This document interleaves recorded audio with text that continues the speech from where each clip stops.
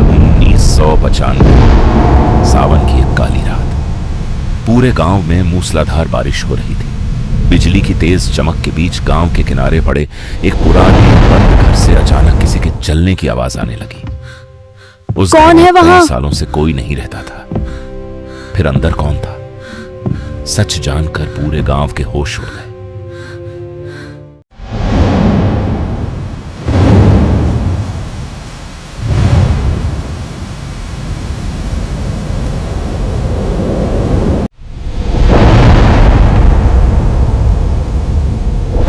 साल 1995 सावन की एक काली रात थी। आसमान जैसे अपना सारा दर्द धरती पर बरसा रहा था। मूसलाधार बारिश पूरे गांव को अपनी चादर में ढक चुकी थी।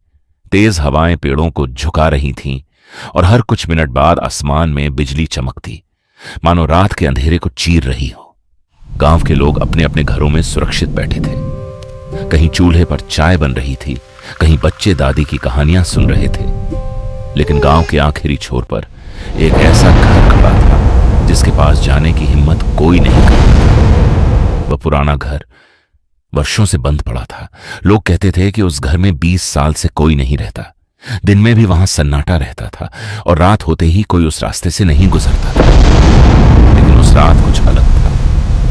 अचानक उस घर की ऊपर वाली टूटी हुई खिड़की में हल्की सी पीली रोशनी दिखाई दी। पहले तो लोगों ने सोचा कि शायद बिजली की चमक का भ्रम होगा, लेकिन कुछ ही पल बाद वही रोशनी फिर दिखाई दी। गांव के 14 साल के राहुल ने भी उसे देख लिया। उसने तुरंत अपने दोस्त मोहन को बुलाया। दोनों खिड़की से बाहर देखने लगे। अचानक बिजली चमकी और उसी पल ऐसा लगा जैसे खिड़की के पीछे कोई खड़ा हो। दोनों के शरीर में सिहरन दौड़ गई। तभी पीछे से दादी की आवाज आई, बेटा उस घर की तरफ मत जाना। राहुल ने पूछा, क्यों दादी?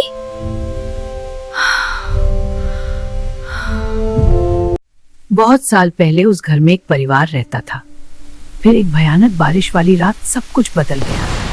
उसके बाद किसी ने उस घर में रहने की हिम्मत नहीं की। दादी की बात पूरी भी नहीं हुई थी कि बाहर फिर जोरदार बिजली कड़की। राहुल के मन में डर से ज्यादा जिज्ञासा थी। उसने धीरे से कहा, आज सच जानकर ही रहूंगा। कुछ देर बाद राहुल और मोहन टॉर्च, लालटेन और एक रस्सी लेकर चुपचाप घर से निकल पड़े। बारिश लगातार तेज होती जा रही थी। कीचड़ भरे रास्ते पर चलते हुए दोनों उस पुराने घर के सामने पहुंच गए। विशाल लकड़ी का दरवाजा हवा में धीरे धीरे हिल रहा था। राहुल ने कांपते हाथों से दरवाजे को छुआ। झट! दरवाजा अपने आप खुल गया। अंदर घना अंधेरा था। दीवारों पर धूल जमी थी। जालों से पूरा कमरा ढका हुआ था। दोनों धीरे धीरे अंदर बढ़े। तभी ऊपर से किसी के चलने की आवाज आई। टप टप टप टप। दोनों ने एक दूसरे की ओर देखा।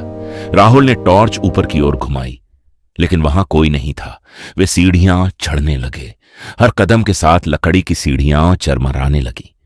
ऊपर पहुंचकर उन्हें एक लंबा गलियारा दिखाई दिया। दरवाजा आधा खुला है। हाँ, और अंदर से रोशनी आ रही है। चलो देखते हैं।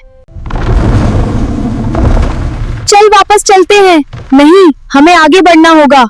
लेकिन राहुल, ये बहुत डरावना है। डर मत, मैं हूं ना, चल। जैसे ही दोनों उस कमरे के पास पहुंचे, अचानक खिड़की अपने आप बंद हो गई। पूरा कमरा अंधेरे में डूब गया। फिर बिजली चमकी और उसी रोशनी में गलियारे के आखिर में किसी की परछाई दिखाई दी। दोनों की सांसें तेज हो गई। परछाई धीरे धीरे उनकी तरफ बढ़ने लगी। राहुल ने हिम्मत करके पूछा, कौन है वहां? कुछ पल तक सन्नाटा। दरवाजा खोला। फिर बहुत अंदर एक बुजुर्ग व्यक्ति बैठा था। मैं कई दिनों से बारिश में फंसा हुआ हूं। तेज बारिश के कारण रास्ता टूट गया था। मैं बाहर नहीं निकल पाया था।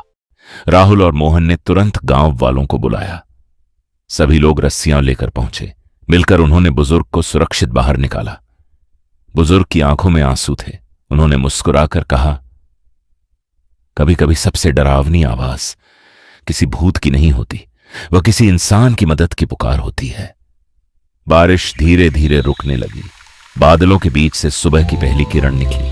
पूरा गांव फिर से जीवन से भर गया और उस दिन के बाद उस पुराने घर से लोग डरना छोड़ गए, क्योंकि उन्होंने समझ लिया था हर रहस्य के पीछे कोई ना कोई सच छिपा होता है। और कभी कभी डर के पीछे इंसानियत खड़ी होती है।